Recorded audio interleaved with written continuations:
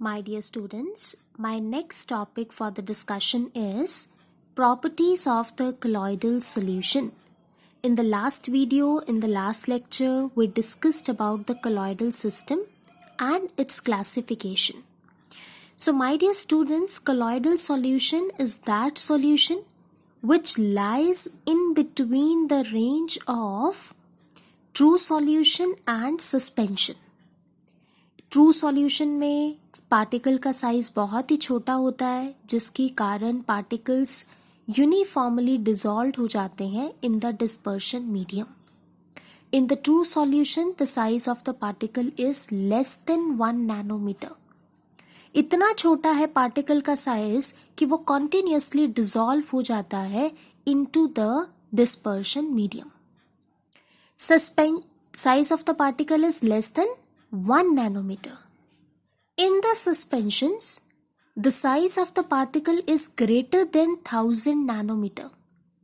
इतना बड़ा है पार्टिकल का साइज कि इसके साइज के पार्टिकल्स वाटर के पार्टिकल्स के बीच में ऑक्यूपाई नहीं हो सकते, so they will be settled at the bottom of the container. Right?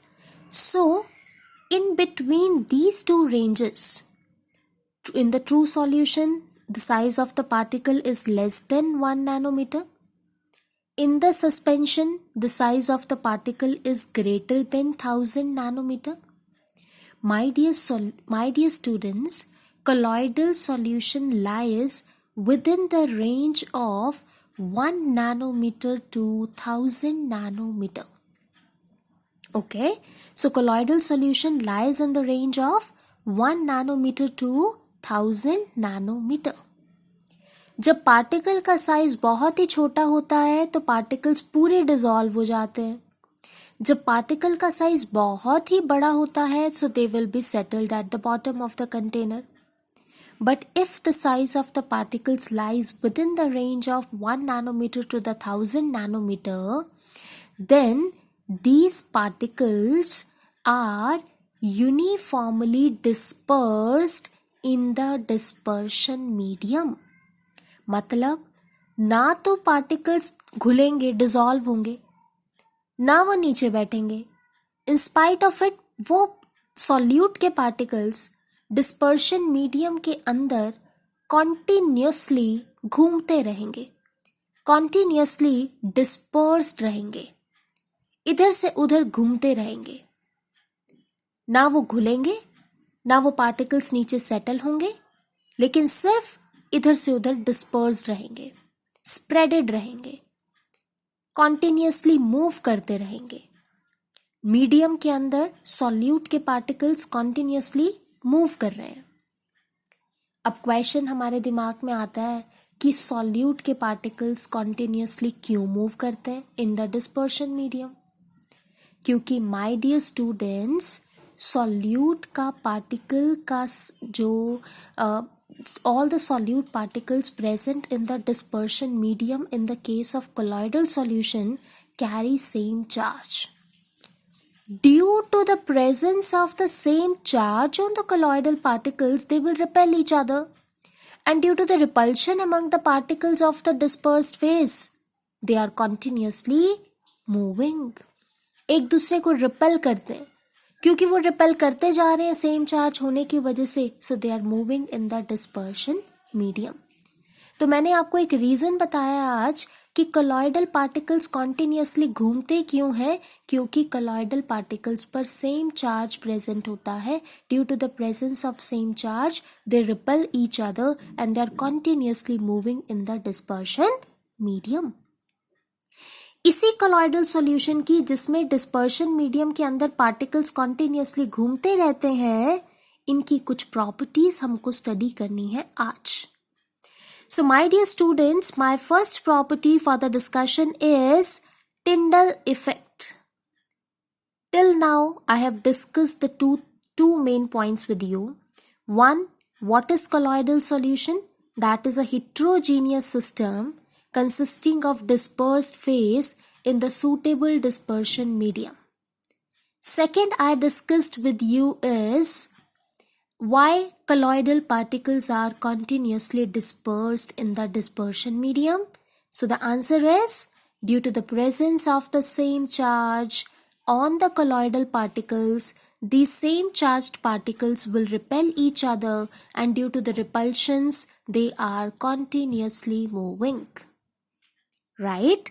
So now my first property for the discussion is Tyndall effect. Definition of the Tyndall effect. When a beam of light, just observe this beam of light. When this beam of light is passed through the colloidal solution, जिसमें particles continuously घूम रहे हैं, continuously dispersed हैं, इधर उधर घूमते जा रहे हैं. So when this beam of light is passed through the colloidal solution, ये particles जो dispersion medium के अंदर present है, they will interact with the beam of light. इससे टकराएंगे, कुछ light को absorb करेंगे ये particles, and rest of the light is scattered. And the path of the light becomes visible. जो light बाहर आती हुई नजर आ रही है आपको, इसी phenomena को हम कहते हैं Tyndall effect. So when a beam of light is passed through the colloidal solution, the path of light becomes visible is known as Tyndall effect. जब आप कोई भी beam of light pass करोगे, वो beam of light pass करते ही वो light interact करेगी with the particles of the medium, and the scattered light which is visible is known as Tyndall effect. क्या ट्रू सॉल्यूशन भी टिंडल इफेक्ट शो करेगा? क्या उसमें भी लाइट बाहर आती हुई नजर आएगी? ट्रू सॉल्यूशन के अंदर तो पार्टिकल्स घुले हुए हैं. When a beam of light is passed through the true solutions, there are no particles for the interaction with the beam of light. तो ना तो वो लाइट एब्जॉर्ब हो पाएगी, ना ही वो लाइट स्कैटर हो पाएगी. So no Tyndall effect will be observed in the case of true solutions. True solution के केस में टिंडल इफेक्ट ऑब्जर्व नहीं होगा. है बहुत आसान कि आपने एक बीम ऑफ लाइट को एक सॉल्यूशन से पास कराया, उस सॉल्यूशन के अंदर पार्टिकल्स हैं, वो बीम ऑफ लाइट उन पार्टिकल्स के साथ इंटरैक्ट करेगा, कुछ लाइट एब्जॉर्ब करके बाकी लाइट बाहर स्कैटर कर देंगे. ये जो स्कैटर्ड लाइट है, ये जो विजिबल होगी आपको, that is known as Tyndall effect. Sometimes आपको क्वेश्चन आता है कि which phenomena will be observed when a beam of light is passed through the colloidal solution? Then you will say Tyndall effect will be observed. So the first property is clear कि जब भी आप एक beam of light को किसी solution से pass करोगे तो एक path of light हमें बाहर निकलता हुआ नजर आएगा, and that phenomena is known as Tyndall effect. Okay? So the next property of the colloidal solution is Brownian motion or Brownian movement. Brownian is basically the name of the scientist. उन्होंने particles की movement के ऊपर ये define किया था. Zigzag continuous random motion of the particles is known as Brownian motion, just like this. Particles का कोई definite path नहीं है, वो zigzag manner में कहीं पे भी move कर रहे हैं. Any zigzag movement of the colloidal particles is known as Brownian motion. Solvent के अंदर जो solute के particles हैं, आपको पता है वो continuously घूम रहे हैं. अब तो ये भी आपको पता है कि क्यों घूम रहे हैं. Due to the presence of the same charge on all the particles. Due to the repulsions among these particles, they are continuously moving. So my dear students, ये zigzag continuous random motion जो है particles का, ये जो particles continuously move कर रहे हैं randomly, that movement is known as Brownian movement. Okay? What is the reason behind it? What is the reason of the Brownian movement? जो dispersion medium है ना, जो solvent है, उसके साथ ये जो हमारे सॉल्यूट के पार्टिकल्स हैं, डिस्पर्स्ड फेस हैं, उनमें अनबैलेंस्ड बम्बार्डमेंट होती है, unbalanced bombardment of the particles by the molecules of the dispersion medium. Solvent के पार्टिकल्स जो सॉल्यूट के पार्टिकल्स के साथ टकराते हैं वो अनबैलेंस्ड तरीके से टकराते हैं। They are colliding with the particles in an unbalanced manner. वो अनबैलेंस्ड बम्बार्डमेंट्स होने की वजह से they are continuously moving in a zigzag manner, right?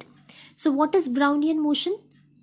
The continuous zigzag random motion of the particles is known as Brownian movement.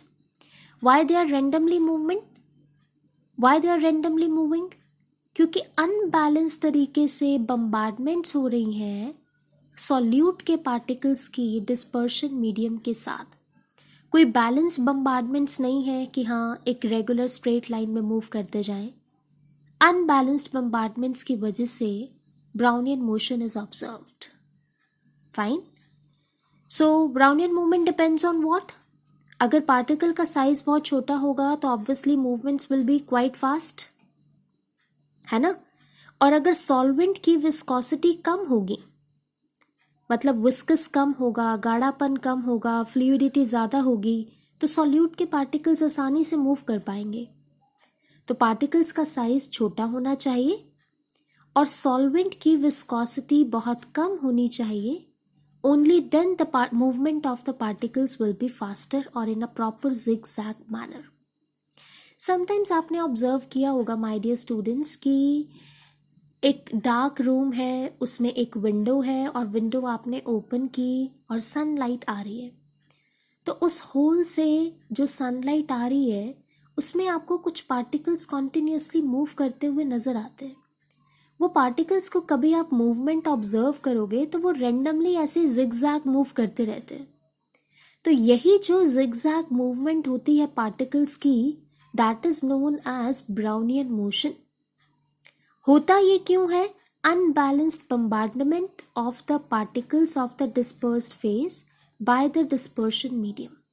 ये जो unbalanced bombardments होती हैं by the dispersion medium is responsible for the Brownian motion. Okay, so far we have discussed with the two properties कि अगर आप एक beam of light को colloidal solution से पास करोगे तो ये पार्टिकल्स इस बीम ऑफ लाइट के साथ टकराएंगे, कुछ लाइट एब्जॉर्ब करके बाकी लाइट स्कैटर कर देंगे।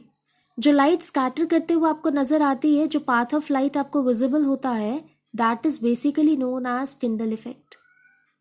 Second is Brownian movement, that is quite simple. zigzag continuous random motion of the particles is known as Brownian movement.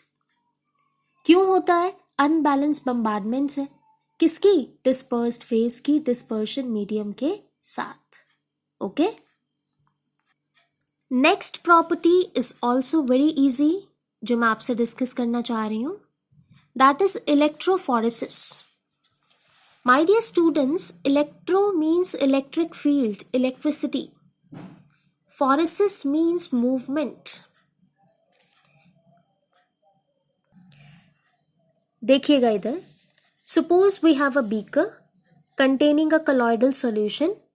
Either the colloidal solution be carrying a positive charge or the negative charge. मगर ये confirmed है कि सभी colloidal particles पर एक ही charge होगा, whether it is positive or negative.